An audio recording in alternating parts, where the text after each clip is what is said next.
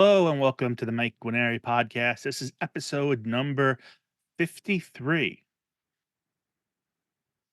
Today is a bit of a roundabout topic, and I hope you could follow my thinking because what I want to say makes sense in my head. I just hope that I have decent enough ability to convert what's in my head to speech to effectively communicate what I'm thinking to you, but only time will tell. So, let me start it off with building a strong base and foundation. I've always advocated for that since the beginning. You can't build solid mental health on top of a shaky foundation, on top of an unstable foundation. It just doesn't work, right? And one of the means I have repeatedly suggested for doing this fortification of your base or foundation, however you like, is actually using divination systems.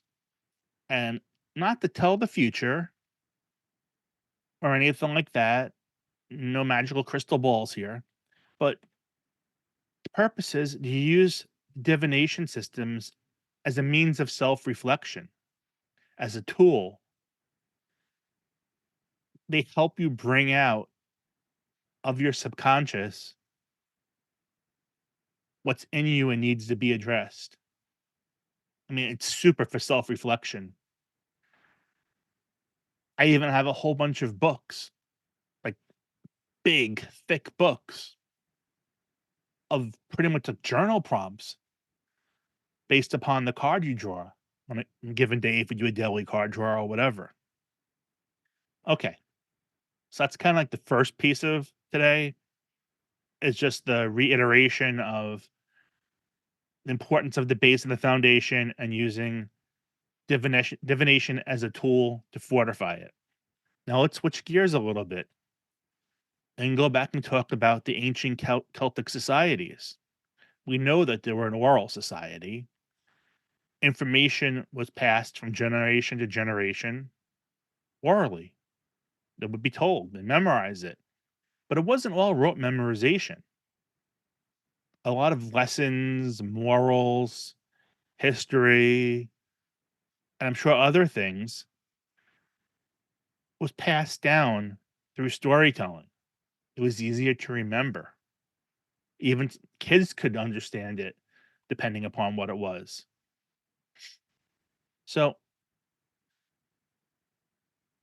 the importance of the strong foundation and how the Celts passed a lot of information down or remembered it by storytelling got me to thinking, hey, I wonder if these ancient Celts ever just like made up stories on the fly to learn about themselves. Because your stories obviously tell a lot about you.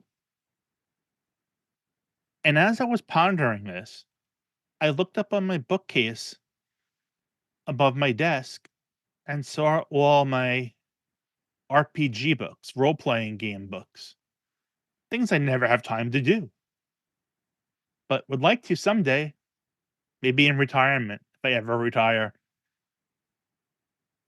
And I really like these role playing games in general because they're fun. And I'm a soloist. I can't deal with other people or finding groups and this and that. So when I play them myself. And the way I do that is using different random tables and different things like that to kind of, and probability tables to kind of make it not that I'm just telling a story, but I'm being presented with a set of facts, a set of information that I have to build the story around. At the end, when I have the story that I created during my solo role playing process and I can read it, it'll tell a lot about me. It's a self-reflection tool, just like the divination method, just like say tarot cards. Because that story built around some facts and information from random tables, that could be different for every person. And for the person doing it, it's going to reflect back to them their personality, what's in their head, what's maybe even in their subconscious. It's another great self reflection tool. And I never considered that.